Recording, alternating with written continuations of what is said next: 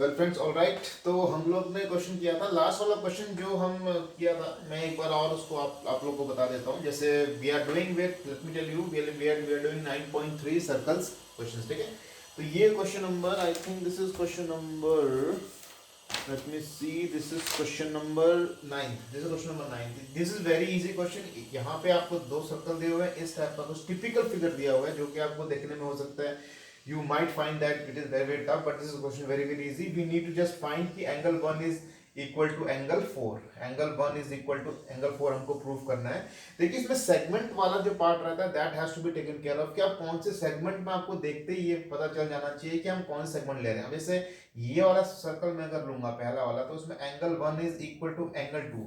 मैं अगर यहां से देखूंगा तो this is the whole segment, ठीक है।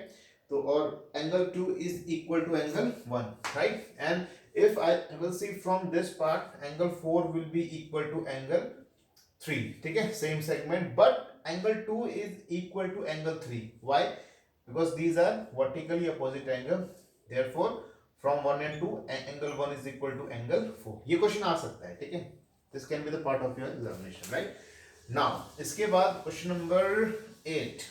Question number 8 is, if the non-parallel sides of a trapezium are equal, means parallel तो ये तो parallel sides हैं, ये ठीक है।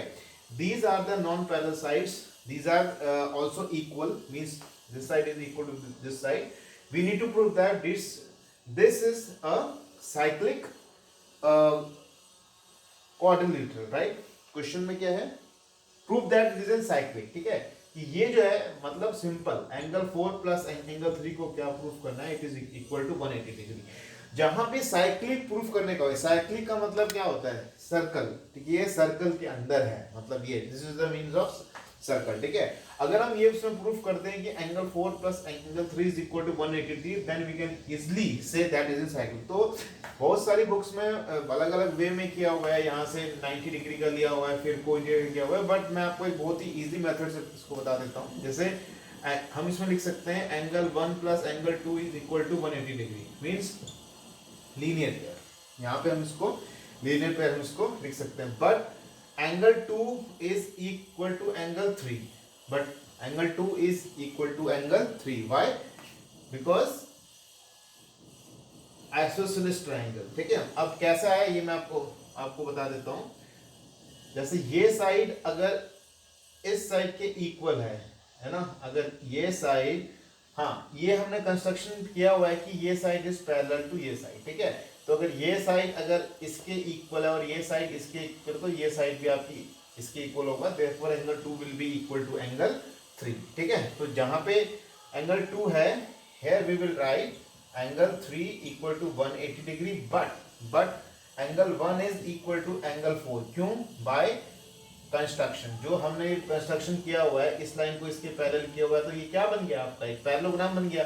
और पैरेललोग्राम में क्या होता है, opposite sides are equal, therefore इसकी वैल्यू पुट करेंगे, angle 4 plus angle 3 is equal to 180 degree, which proves that this is an cyclic trapezium, right. तो ये है, तो ये भी काफी इजी क्वेश्चन है, बट ये इसमें थोड़ा बहुत मिस्टेक होता है।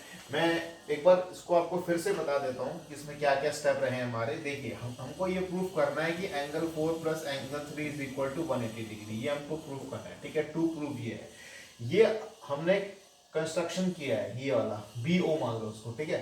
तो जब BO किया, ये इसके पैरेलल है, ये इसके पैरेलल, तो ये आपका पूरा फिगर क्या बन गया, ये आपका parallelogram, therefore angle 4 is equal to angle 3, ये हो गया एक आपकी इक्वेशन। आप ये इसको बना सकते हैं, ठीक है। अब angle 1 plus angle 2 is equal to 180 degree, angle 1 plus angle 2 is equal to 180 degree, यहाँ पे linear pair, and angle 2 is equal to angle 3, angle 2 is equal to angle 3, and angle 1 is equal to angle 4। Angle 1 opposites angle of parallelogram, तो यहाँ पे हम लोग 4, जहां 1 है वहां पे 3 पुट कर देंगे, ये आपका प्रूफ हो गया, ठीक है। तो ये क्वेश्चन आ सकता है, question number 8, right. Question number 7 की अगर हम बात करें, इसके पहले वाले क्वेश्चंस तो they are easy question. If the diagonal of an cyclic quadrilateral are diameter of an circle, if the diagonal of an cyclic quadrilateral, ठीक है, मतलब ये एक साइक्लिक क्वाड्रिलेटरल मान लीजिए, ये एक साइक्लिक क्वाड्रिलेटरल है and these are the diameter, these are the diameter, ठीक है, ए बी सी डी हम इसको ले लेते हैं।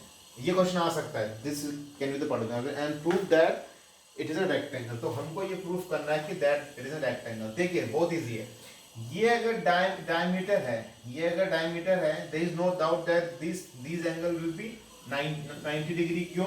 सेमी सर्कल बन गया ना, ये आपका एक सेमी सर्कल बन गया। तो एक तो हमारी कंडीशन प्रूफ हो गई कि ये 90 डिग्री हो गया, ठीक है। दूसरा, अगर मैं इसमें ये प्रूफ कर दूं कि ये साइड या ये साइड सेम है, तो हमारा पूरे का पूरा जो है रेक्टेंगल ये प्रूफ हो जाएगा, ठीक है। तो मैं काम करता हूं, मैं दो ट्राइंगल ले लेता हूं, A B C, in triangle A B C and in triangle B A D, ठीक है। ये एक ये ट्राइंगल ले लिया और एक ये ट्राइंगल ले लिया, ठीक है। इसमें ये एंगल 90 डिग्री है, angle B is equal to angle D 90 degree, ठीक है। AC is equal to BD, these are the diameters, ठीक है।